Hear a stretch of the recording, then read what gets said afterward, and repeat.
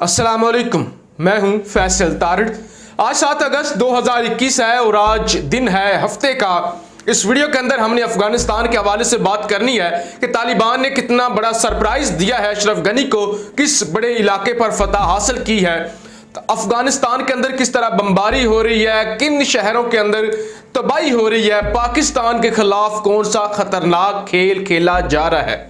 आपको याद होगा कि कल अक़वाम मुत्तहिदा का एक इजलास हुआ है, उसके अंदर पाकिस्तान पर बड़े बड़े इल्जामात लगाए गए हैं अशरफ गनी की जानिब से, और यूं लग रहा था कि यह इजलास अफगानिस्तान की सूरत हाल पर नहीं है, यह तालिबान की जंग पर नहीं है, यह इजलास पाकिस्तान के खिलाफ है कि पाकिस्तान को ब्लैक लिस्ट करवाया जाए, पाकिस्तान पर पाबंदियां लगाई जाए। तो इस हवाले से भी हम बात करेंगे।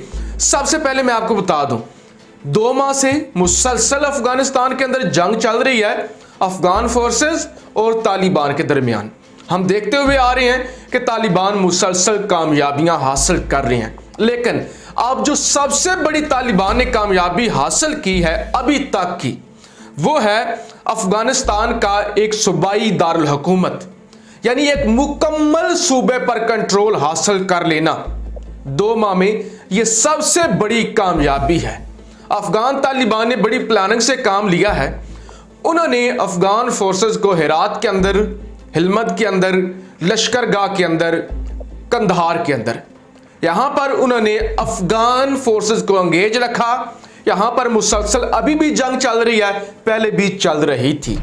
ऐसे में तालिबान ने कार्रवाई की निमरोज, ये सूबा है जनूब मगरब में, यानी ये ईरान की बाउंड्री के साथ लगता है, इसकी क्रॉसिंग है ईरान के साथ। नमरूज का एक इंतहाई अहम शहर है जरनिज पर तालिबान ने कब्जा कर लिया। मुकम्मल तौर पे इस शहर पर, इस सूबे पर तालिबान का कब्जा हो चुका है, और द वाशिंगटन पोस्ट, गार्डियन और बाकी जितने भी अखबारात हैं वो तालिबान की ये सबसे बड़ी कामयाबी समझ रहे हैं कि उन्होंने किसी भी सूबाई दारुल हुकूमत पर पहली दफा कंट्रोल हासिल किया है, और एक पूरा सूबा और एक अहम सरहदी सूबा उन्होंने कंट्रोल में ले लिया है।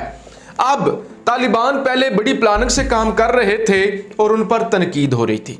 अशरफ गनी की फौजें उनका मजाक उड़ा रही थी कि तालिबान छोटे छोटे कस्बों पर कब्जा करते हैं, सहराओं पर, पहाड़ियों पर या फिर कस्बों पर कब्जा करते हैं, तो उसे तालिबान अपनी कामयाबी समझते हैं।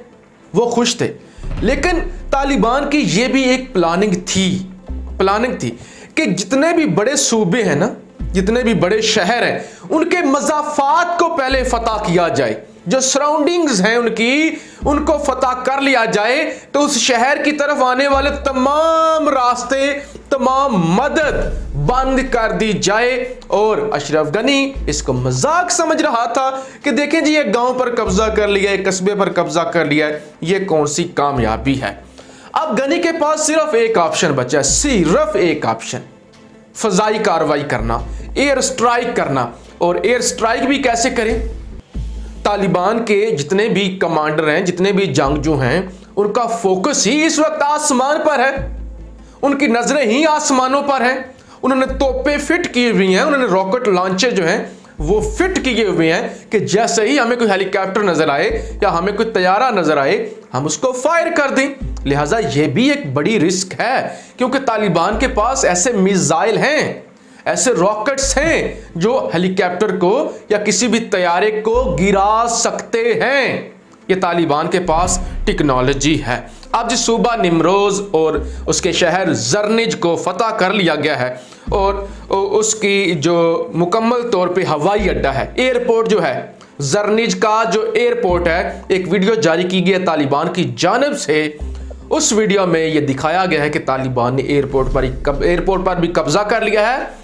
ईरान के साथ जो बॉर्डर क्रॉसिंग है उस पर भी तालिबान ने मुकम्मल तौर पे कब्जा कर लिया, जबकि डिप्टी गवर्नर, इस सूबे के डिप्टी गवर्नर ये कहते हैं हमने अशरफ गनी से मदद मांगी थी उन्होंने हमारी मदद नहीं की और अब बिल्कुल भी अफगान फोर्सेस को नहीं लड़ना पड़ा, ना ही तालिबान को कोई मुश्किल फेस करनी पड़ी है। आसानी से उन्होंने कब्जा कर लिया है और अफगान अवाम ने, जरनेज शहर के लोगों ने, नमरोज के लोगों ने खुश आमदीद कहा है तालिबान को और उन्होंने तालिबान के हक में नारे भी लगाए हैं। इसके अलावा इस शहर के, इस सूबे के जो गवर्नर थे अब्दुल करीम बहरावी इस वक्त ईरान फरार हो चुके हैं। अपने मुकम्मल स्टाफ के साथ वो ईरान भाग गए हैं, जबकि तालिबान ने जेल तोड़कर अपने तमाम कैदियों को जो कि इस सूबे के अंदर थे उनको छुड़ा लिया है।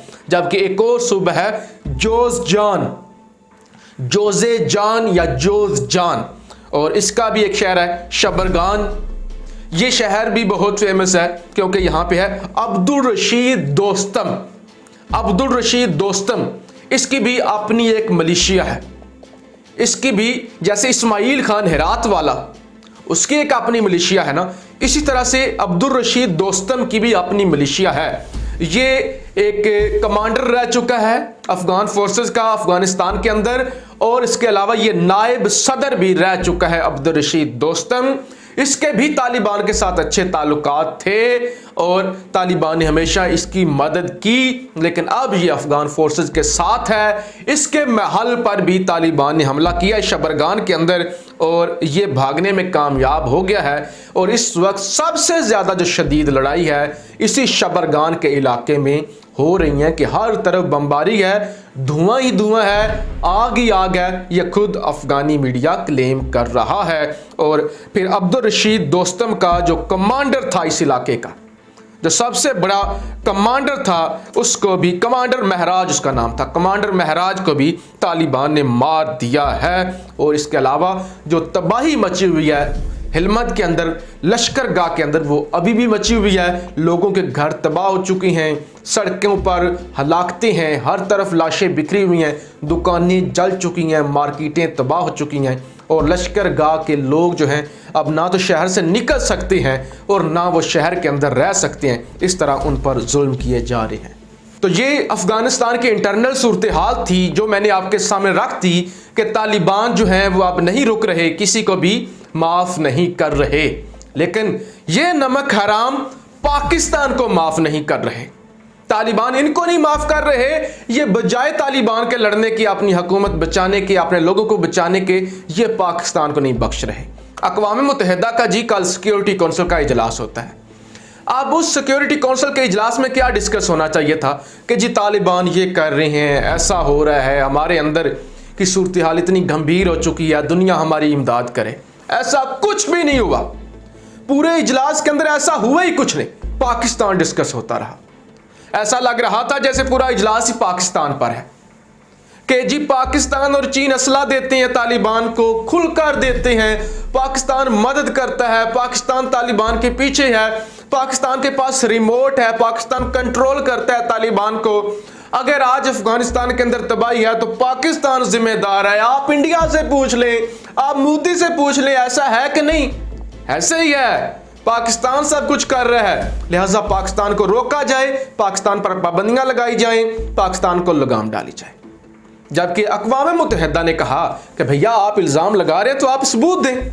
सबूत तो अब थे नहीं, तो अब इन्होंने कारा किया है, लारा लगाया है अक़वाम मुत्तहिदा को कि हम आपको सबूत देंगे बहुत जल्द कि पाकिस्तान किस तरह अफगान मामलात के अंदर इन्वॉल्व है।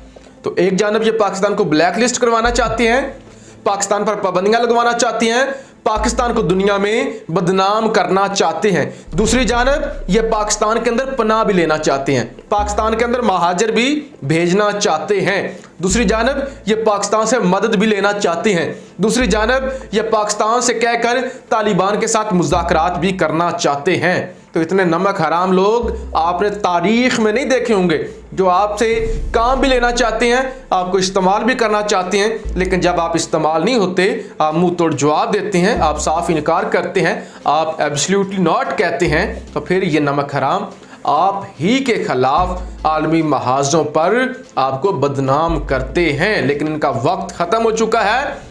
एक बात जो मैं मिस कर रहा था, तालिबान का ये कहना है कि हमने जो सुबह निमरोज को फतह किया है और जरनिज को, इसके बाद हमारे तमाम जंगजुओं को मोटिवेशन मिली है, हौसला अफजाई मिली है। अब हम तमाम सूबों पर बहुत जल्द कंट्रोल हासिल कर लेंगे। आप राय का इजहार जरूर कीजिएगा। पाकिस्तान जिंदाबाद।